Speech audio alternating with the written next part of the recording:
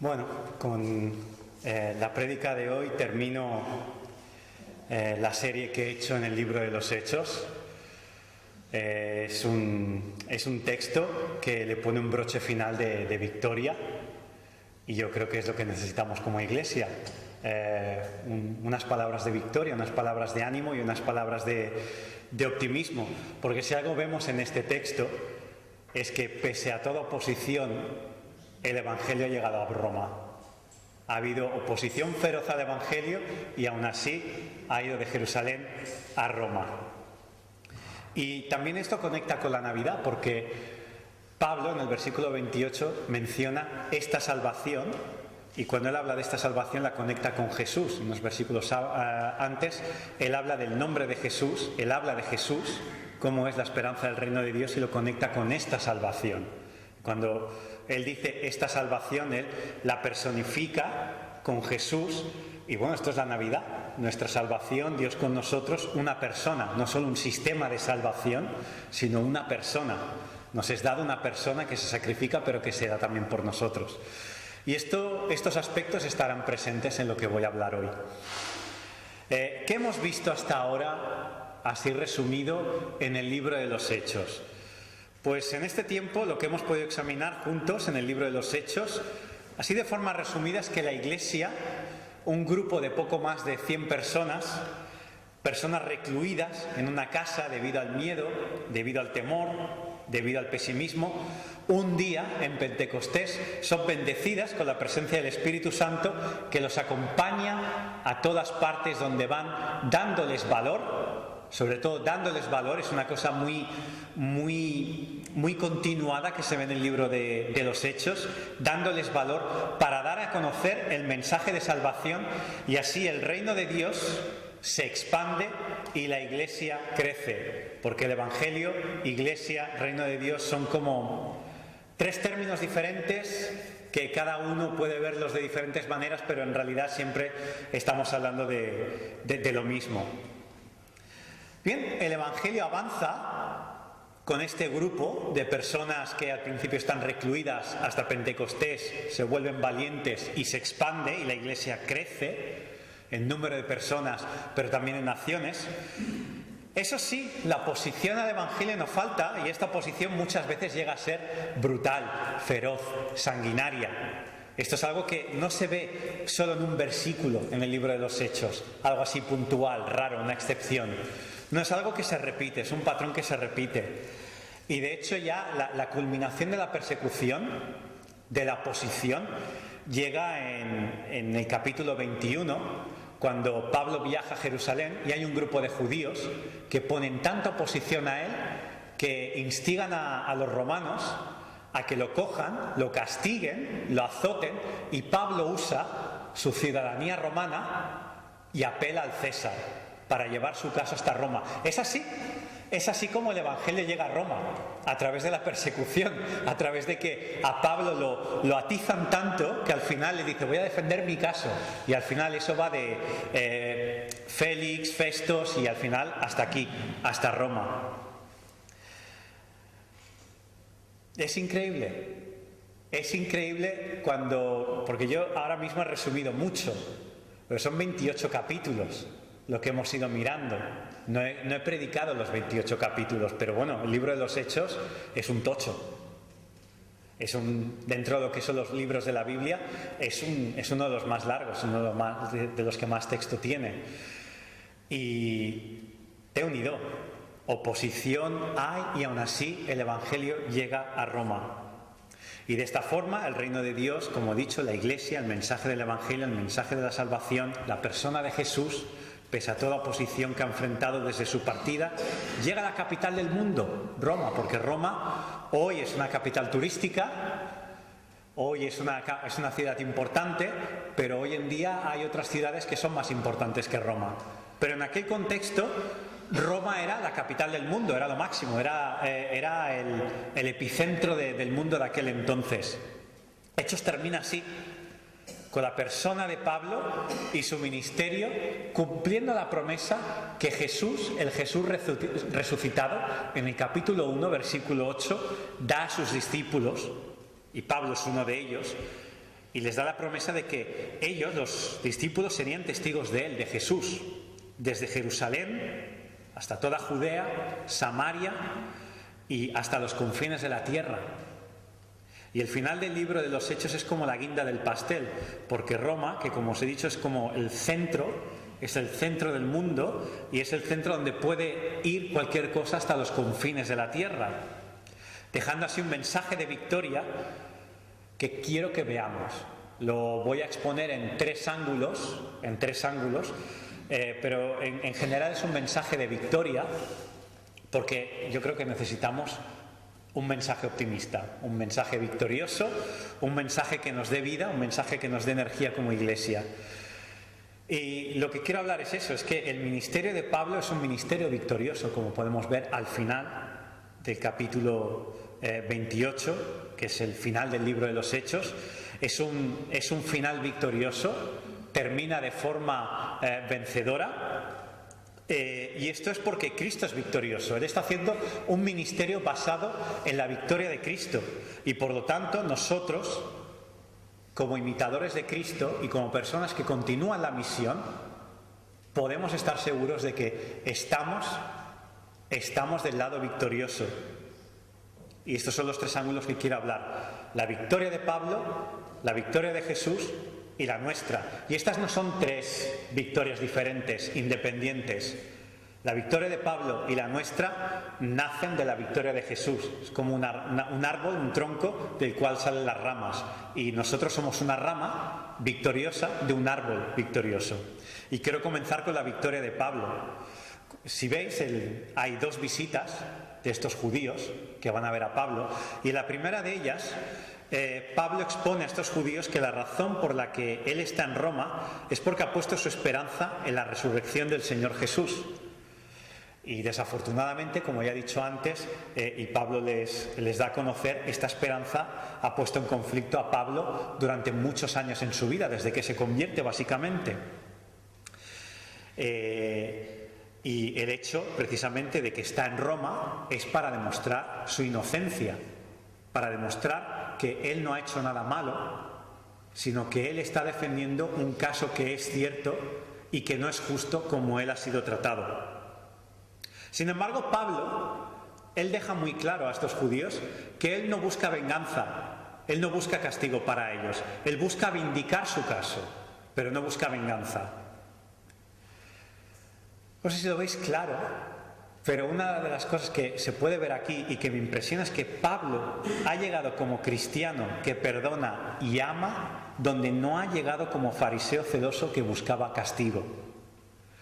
Como fariseo, por muy excelente que él fuera, y lo fue, y él mismo se describe como un fariseo de élite, la élite de Israel, de los judíos, como fariseo no pudo traer ni salvación para él ni para su pueblo. Él se aferraba a la obediencia a la ley y él pensaba que él así llegaría a ser salvo, que llegaría a lograr la salvación, la justicia.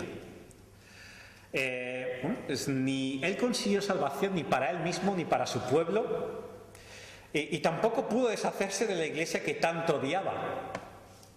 En cambio, como apóstol, Pablo es un hombre nuevo que perdona, que ama a Dios de una forma que él nunca conoció, que él nunca pudo imaginar, una forma de amar a Dios que él nunca logró entender o logró imaginarse. Y amó al género humano, y digo al género humano, porque él como fariseo era etnocéntrico. Yo amo a mi nación, pero a los gentiles ya no. Él, en cambio, Pablo, desde que se convierte en apóstol, vemos como él ama hasta lo sumo a todo el género humano, judíos y gentiles. La victoria de Pablo es la victoria de la misión de Jesús, pero ¿sabéis qué victoria también es? ¿Qué implica? Pablo personifica a la persona de Cristo, si lo veis conmigo. Pablo no solo habla palabras, Pablo personifica el perdón, el amor a los suyos y a los no suyos. Personifica la capacidad de sufrir por la causa del Evangelio. Y seguro que muchos de nosotros hemos sido injustamente tratados. Quizás no nos han querido matar, pero sí hemos recibido burlas, desprecios, y en algunas ocasiones es probable que hayamos perdido alguna relación debido a que no hemos negociado nuestra fe con aquella persona. Todo eso es algo inevitable en muchas ocasiones. Es inevitable. Y de hecho, si hay algo que dice este texto, es que los judíos no saben si Pablo realmente es ese enemigo nuevo de los judíos. Ellos dicen, de ti no hemos oído hablar nada. Eso sí, de esta secta, en referencia a los cristianos, se habla mal de ellos en todo el mundo. Eso te deja claro que no siempre somos conocidos como las personas más queridas por el mundo. Al menos en ese contexto, en ese momento, así era. No parece que los cristianos eran respetados, pero también despreciados en muchas ocasiones. Y bien, todo esto que estoy hablando, todo esto del sufrimiento inevitable en muchas ocasiones, debemos saber cómo aprovecharlo como oportunidad para dar gloria a Dios y traer victoria a nuestras vidas a través de imitar a Jesús y amar y dar a conocer el Evangelio, aunque nos cueste ser despreciado y no pagar burla por burla, ni desprecio por desprecio, sino que buscamos lo mejor para aquellos que nos desprecian. Por lo tanto, yo creo que nuestra forma de hablar con los demás se debe de reflejar algo de lo que Pablo refleja aquí en este texto. ¿Veis cómo se dirige Pablo a los judíos en el versículo 17? Los llama paisanos, no con la palabra paisanos, pero los llama gente de su mismo pueblo, que comparten los mismos patriarcas, y los llama hermanos. Estos tres términos están comprimidos en un texto muy corto. Y yo creo que esto lo hemos de reflejar cuando hablemos con las personas. Esto es algo que lleva victoria, algo que indique que los seguidores de Jesús no somos enemigos, no somos hostiles o no somos gente que odia a los demás, sino que buscamos el bien de las personas, de la comunidad y de todo lo que nos rodea. Eso sí, nuestros valores, los valores de aquellos que seguimos a Jesús, muchas veces distan mucho de los no creyentes. Pero aún así, pese a eso, buscamos el bien de ellos. Y lo mejor que podemos dar a las personas es nuestra persona. Eso es la Navidad. Dios dando su vida, su persona, convirtiéndose en persona para darse a sí mismo por los demás. Y yo creo que eso hace una distinción de cuando nosotros somos cristianos y damos información que es correcta. Y esto marca la diferencia, eso, dar información. Y otra cosa es personificar lo que realmente queremos decir. No solo llevamos un email con un mensaje, sino que nosotros personificamos la realidad de las cosas que decimos y las que creemos. Y lo mejor, lo dicho, que podemos dar es eso, nuestra persona. Pero aún hay algo que se puede dar que es mejor.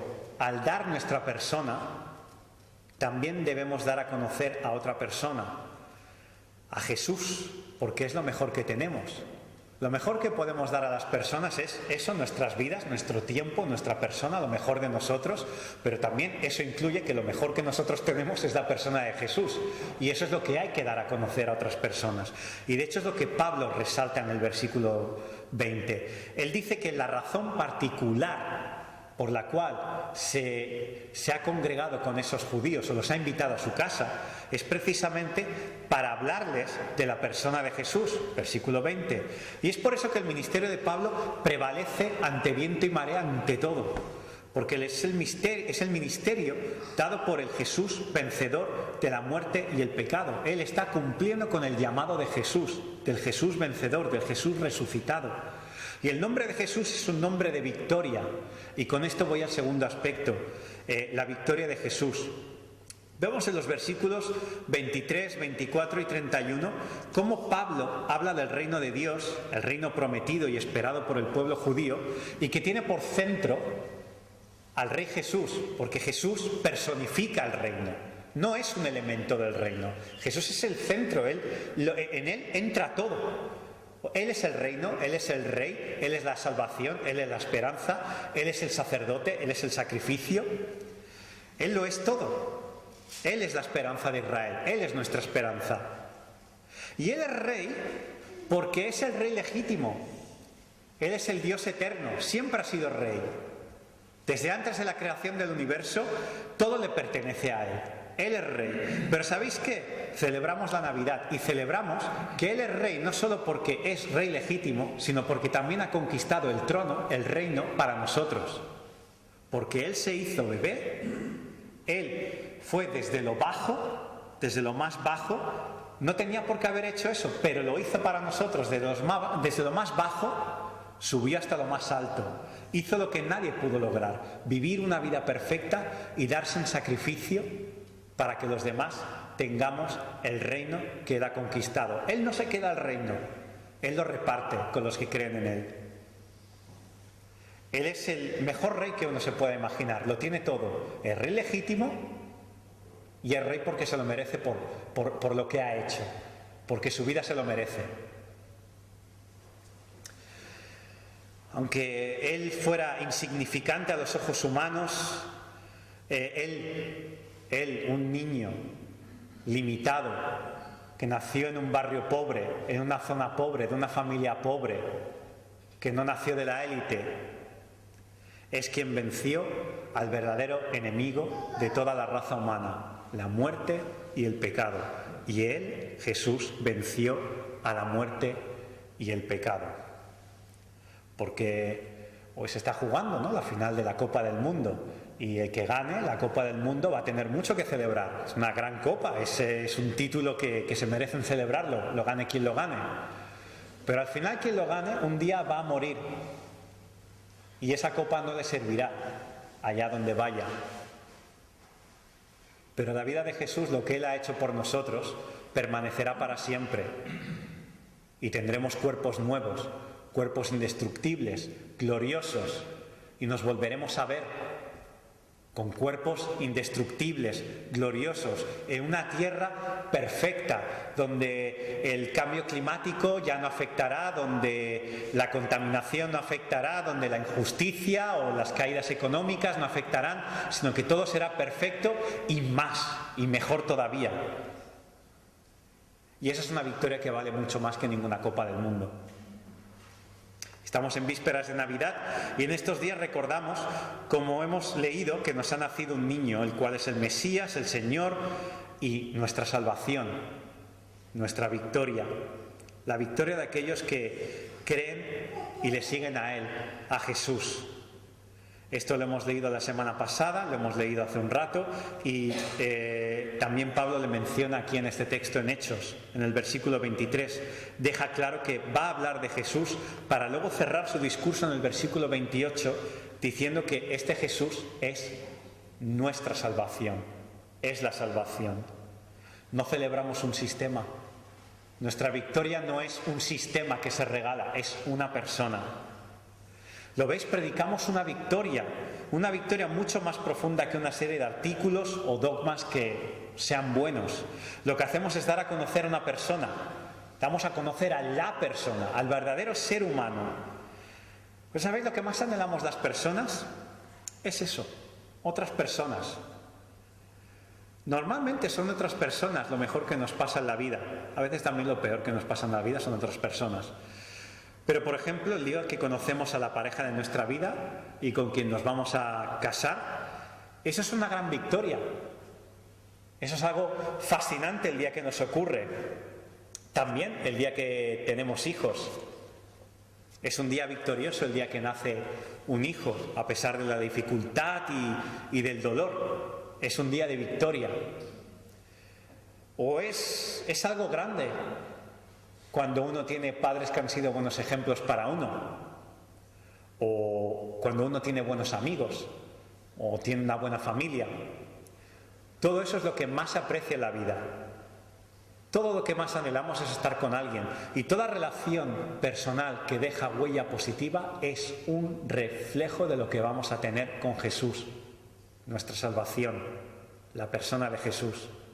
Una relación personal con Él en la que todos los anhelos y necesidades que tenemos se cumplen y de forma infinita en Él. La salvación que proclama Pablo, de principio a fin, incluida en este capítulo 28, en el texto que hemos leído, no solo es salvarse del infierno, es mucho más profundo que eso. El infierno es el lugar de lamentación donde aquellos que han rechazado a Jesús se darán cuenta que metieron la pata hasta el fondo y que ya no habrá vuelta atrás. Y el cielo es lo opuesto a eso. Muchas veces limitamos al cielo a simplemente el lugar donde se estará bien, pero nos centramos en lugar. Y sí, el cielo es un lugar espiritual y físico. Pero sabéis, el cielo será un lugar no solo porque todo lo malo de este mundo no estará allí. El cielo será un lugar glorioso porque estaremos en completa compañía y unión con Jesús y los unos con los otros, aquellos que hemos creído en Jesús. Es por eso que tendremos cuerpos gloriosos inmortales, para disfrutar a Jesús y los unos con los otros para siempre. Esto es la Navidad, el mejor regalo que el mundo puede recibir, Dios con nosotros, personificado, para que podamos verle, escucharle, tocarle y estar en completa unión con Él. ¿Y sabéis qué? Esto que es información tendría que formar o tendría que transformarnos de forma integral todo nuestro ser. Tiene que influir en la forma en la que hablamos del Evangelio a los otros, y también tendría que influir en lo que sentimos por aquellos que no conocen a Jesús y por aquellos con quienes compartimos el Evangelio. Creo que si el objetivo de hacer evangelismo es simplemente dar a conocer un artículo de fe, por bueno que sea, o el objetivo es llenar una iglesia porque estamos vacíos, pues eso ni motiva mucho ni va muy lejos. Me explico, esas cosas no son malas, tienen su hueco, eso está bien, pero no es el centro. Lo más importante es que la persona que nos ha cambiado la vida para bien, para mejor, para siempre, y que está con nosotros, Dios con nosotros, la salvación de la que habla Pablo en este libro, en este capítulo, la extendamos a otros. Y aquí voy al tercer aspecto, la misión de extender a la persona de Jesús. Si lo hacemos de corazón, si lo hacemos bien, vamos a tener victoria, porque Dios lo promete. No tengamos pues miedo de dar a conocer Jesús a otros, porque el Espíritu Santo, que está definido como el Espíritu de Jesús en el Nuevo Testamento, se encarga de que la Iglesia tenga la victoria. Es Él quien nos da la victoria, porque da esa victoria de su victoria. Y ni enemigos, ni circunstancias, ni problemas que ocurran podrán parar el hecho de que el Evangelio llegue a todo rincón y a toda persona, y el reino de Dios se expanda alto, largo, ancho y profundo. La victoria es de Cristo, y esto nos hace ir sobre seguro. Incluso cuando hay rechazo, como en este caso en el que vemos que algunos creen, pero muchos otros judíos no, Pablo cita un texto que es mencionado en los evangelios de Mateo, de Marcos y de Juan.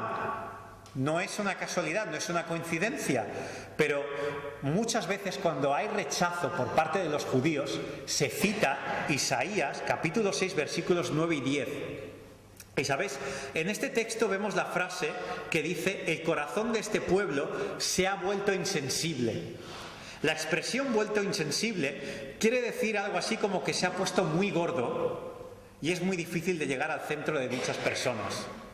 El dibujo es algo así. Es como una persona que se ha engordado tanto que tiene una capa gigantesca de grasa y aunque claves algo muy largo, ya no llega al centro.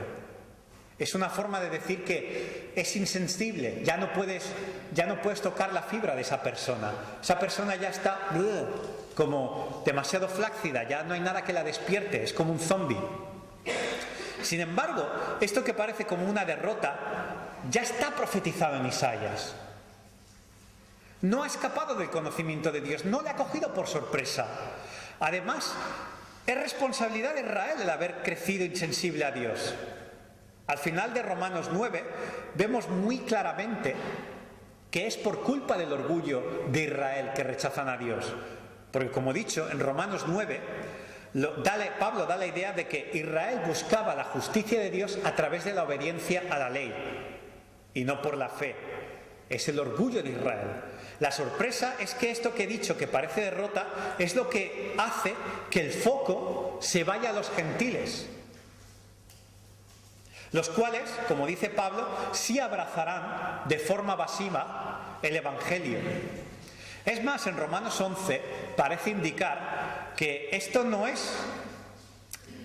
sí es para provocar a celos a Israel y que así se conviertan, lo cual, como yo lo entiendo, parece ser como que al final de los tiempos muchos judíos creerán en Jesús como su Mesías, Señor y Salvador. Esto es mi opinión propia. Yo creo que Pablo dice que este rechazo hace que el foco se vaya a los gentiles. Ellos tendrán celos y al final estos celos terminarán en muchos de ellos por abrazar el Evangelio, por convertirse a Jesús, de la misma forma que nos convertimos nosotros a través de la fe y no por la ley. Impresionante, ¿no creéis? Que lo que parece un rechazo al Evangelio es lo que hace que un número de personas inmensamente mayor de lo que compone el pueblo de los judíos entre en el reino de Dios, los gentiles. Y encima, como he dicho antes, no es el final de los judíos. No es el final de los judíos, sino que la inclusión de los gentiles será motivo para que muchos judíos vuelvan a Dios. Al menos así personalmente lo entiendo. Y esto lo dice Pablo en Roma, el corazón del mundo de aquel entonces, que como he dicho antes se cumple la promesa de Hechos 1:8, que los discípulos de Jesús le serán testigos de él, de Jerusalén, Judea, Samaria, hasta los confines de la tierra. A pesar de toda la oposición, naufragio, persecución, azotes, palizas, varias ocasiones en la cárcel, traiciones, frío, desnudez, hambre, todo eso tuvo que pasar Pablo, hasta la muerte. Y a pesar de todo eso, el Evangelio llega a Roma. ¿Cuál es la palabra que define todo esto? Victoria. Victoria. Y ahora quisiera que a partir de este momento el centro, el foco, vaya hacia nosotros como iglesia local, como comunidad. Porque quiero que, dicho esto que acabo de exponer, y que tiene sentido, porque esto no es solo la promesa dada a los apóstoles. No quiero que nadie se confunda. Lo que los apóstoles están haciendo es la gran comisión. Y la gran comisión es para los apóstoles y los que sigan después de los apóstoles. Porque Jesús cumple con el Dios con nosotros, dado en la Navidad, diciendo: yo estaré con vosotros hasta el final de los tiempos. Los apóstoles vivieron un poco de tiempo. Con los apóstoles no se acabó el final de los tiempos. ¿Qué quiere decir Jesús con eso? Es que yo estoy con los apóstoles, con vosotros, los 12, pero también con los que sigan después de vosotros, y los que sigan después de vosotros, y después, y después, y después, hasta hoy, nosotros, y los que vengan después de nosotros. Y la misma misión a la que fueron llamados los apóstoles, también somos llamados nosotros. Y ahora os pregunto, ¿qué hay de nosotros? ¿Cómo vemos nosotros las cosas? ¿Las vemos de forma derrotista? ¿Flácida? ¿Decaída? A ver, hay que ser optimista y realista, las dos cosas, hay que tener un equilibrio. Hay que reconocer que nuestra sociedad es hostil e insensible al Evangelio, y es una realidad. Sin embargo, la Iglesia empezó mucho peor, y aún así el reino de Dios se expande de Jerusalén hasta Roma. Mi pregunta, ¿qué nos preocupa? ¿Pensamos que el brazo de Dios se ha vuelto débil? ¿Que ha ido perdiendo? ¿Dios ha ido perdiendo fuerza? ¿Dejó de ir a un gimnasio y el brazo se le ha quedado más flojo? Nadie piensa eso, ¿verdad que no? Ninguno lo pensamos, pero sí, tal vez pensamos que la dureza de corazón de este mundo es ya demasiado y no hay nadie que la pueda romper. Pues mi respuesta es no. Hasta de entre los judíos que fueron duros de corazón, Dios salvó a muchos y dio la bienvenida a muchísimos gentiles. Hoy nuestra iglesia sufre. Y nuestra iglesia pero también la iglesia en Occidente, en Europa occidental y en Norteamérica y Canadá, bueno, Norteamérica básicamente. Pero los sufrimientos nunca han detenido el avance del Evangelio. Es algo que el libro de los Hechos nos muestra claramente. De hecho, Dios usa la oposición para expandir aún más. Estos judíos que se enfrentaron a Pablo en Jerusalén, en realidad ayudaron al Evangelio, lo quisieron detener, pero es gracias a esto que Pablo apela a César y él tiene que ir a Roma y con él va el mensaje de la salvación. Y en el libro de los Hechos vemos como muchas veces una persecución hace que la gente tenga que salir de sus casas, se vaya a otras ciudades y con ellos llevan el mensaje de salvación a otras nuevas ciudades. Necesitamos dos cosas: centrarnos en la persona de Jesús y en su victoria. ¿Sabéis? Hay varias organizaciones e iglesias llamadas Hechos 29 o capítulo 29. La razón de esto es que el libro de los Hechos de los Apóstoles termina en el capítulo 28, pero no la misión, por eso número 29, como una referencia que continúa lo que Pablo y los apóstoles hicieron. Los dos últimos versículos del libro de los Hechos nos dicen que Pablo siguió dando a conocer la salvación, Jesús, el Evangelio, a otros. Siguió participando de la expansión del reino de Dios. La misión sigue. La misión sigue hasta que Cristo vuelva. Hasta entonces, nosotros formamos parte de la misión de Jesús para con nuestra generación. Esta misión es la de dar a conocer el mensaje de salvación al mundo, personificando en nuestras vidas a la persona de Jesús. Pablo es un ejemplo con los judíos. Él personifica a Jesús demostrando que aunque puede pedir justicia y venganza, no lo hace. Prefiere simplemente declarar su inocencia. Esto es lo mismo que Jesús, que cuando estaba siendo ejecutado y se estaban burlando sus ejecutores de él, él dijo: Padre, perdónalos porque no saben lo que hacen. Humanamente, si no estuviera ahí, le diría a Dios: Dios, lanza fuego y quémalos y destrózalos. Y en medio de ese dolor Jesús dijo: perdónalos porque no saben lo que hacen. Es lo mismo que luego dijo Esteban cuando fue ejecutado en el libro de los Hechos. ¿Sabéis qué ocurre cuando comparamos el libro de los Hechos con nuestra realidad? Hablo desde mi perspectiva, pero yo creo que es la perspectiva de muchas personas con las que hablo. A bote pronto parece que hablemos de realidades distintas, ¿verdad? Aunque no queramos problemas, la ausencia de persecución parece dar una vida cristiana menos romántica, menos aventurera, haciendo de la fe más aburrida. Esto es lo que muchas personas me dicen. Hay personas que me dicen: ojalá hubiera persecución, así las cosas serían más auténticas. Pensamos que si el mundo nos quisiera matar, al menos aquello que no hacemos nos atreveríamos a hacer. Yo pienso muchas veces no es así, pero bueno, el que tiene miedo a un gato, que no piense que vaya a ser valiente con un león. Ojo, nada de lo que estoy diciendo es un ánimo a buscar persecución. Yo creo que eso no se ha de hacer, eso no se ha de pedir. Eso viene cuando Dios lo decide, y el día que Dios lo decide y el día que nos toque hay que dar la cara. Pero pedirlo, como si fuese sadomasoquismo, no. Pero lo que quiero que me entendáis es esto: es la frialdad que hay ahora hacia la realidad de vivir una vida auténtica en la fe. Vivimos vidas, pienso yo, que a veces no son ni fu ni fa, ni frío ni calor, ni nos persiguen, ni nosotros vivimos vidas que realmente impacten.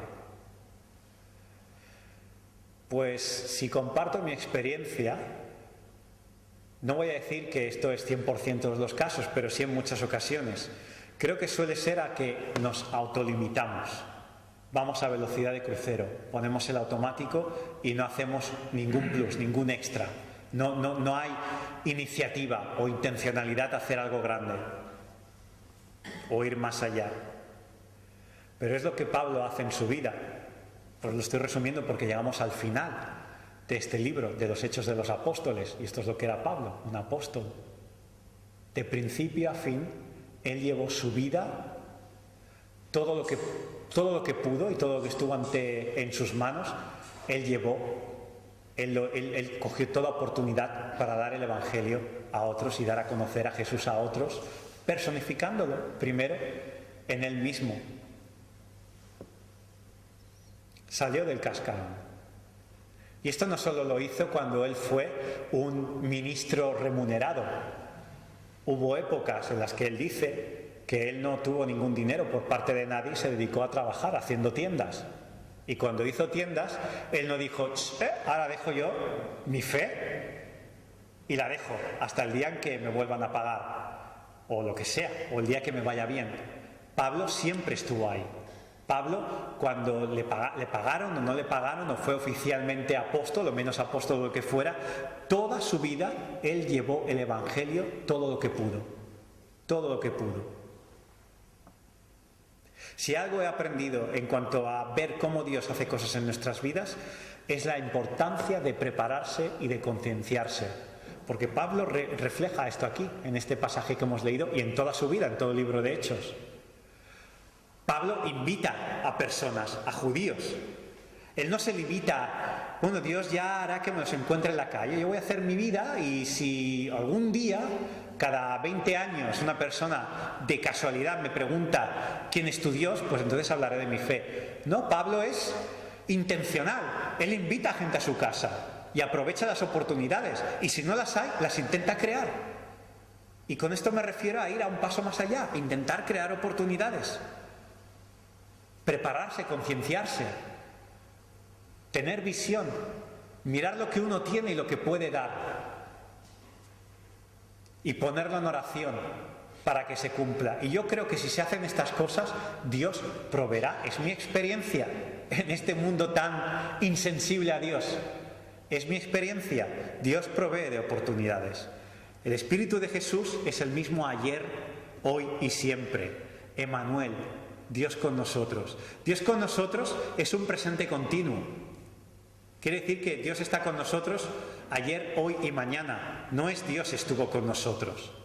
No. Es Dios está con nosotros siempre. Y su brazo siempre está con nosotros. Y es siempre igual de poderoso.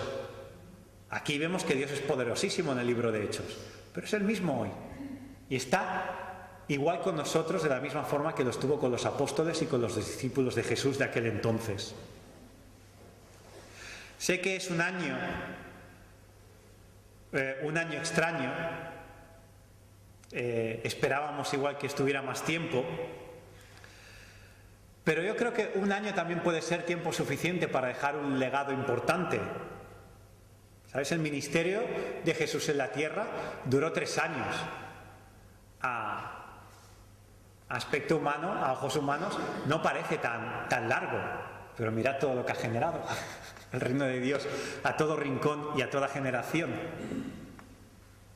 Así que puede ser algo importante, puede ser el inicio importante. Así lo veo yo. Yo creo que nada de lo enseñado y nada de lo practicado cae en saco roto. Y la pregunta con la que voy a dejaros es esto. ¿Vamos a tener la actitud de la Iglesia antes de Pentecostés? Recluidos, llenos de temor, pesimistas. ¿O vamos a tener la actitud que se ve en los discípulos de Jesús a partir de Pentecostés? Echando de valor en el Señor y salir fuera pese a la oposición y el miedo. Recuerda que esta es una de las razones más importantes en la vida por la cual estás en este mundo como creyente, como seguidor de Jesús. Así que os dejo con esta pregunta. ¿Qué decisión vamos a tomar?